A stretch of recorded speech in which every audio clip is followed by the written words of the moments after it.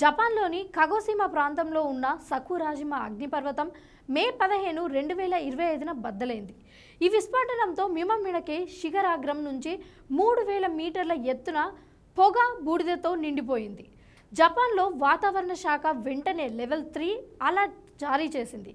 అగ్నిపర్వతం దగ్గర ప్రాంతాలకు రాకుండా ప్రజలకు హెచ్చరించింది.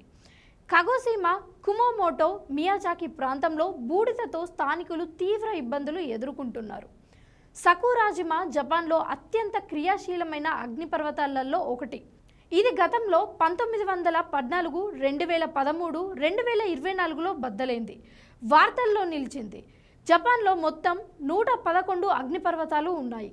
సకురాజిమా సమీపంలో కగోసిమా నగరం అగ్నిపర్వతానికి కేవలం 8 కిలోమీటర్ల దూరంలోనే ఉంది. అధికారులు పరిస్థితుల్ని సమీక్షిస్తున్నారు. ప్రస్తుతం ఎటువంటి నష్టం జరగలేదని, ప్రజలు అప్రమత్తంగా ఉండాలని జేఎంఏ సూచించారు.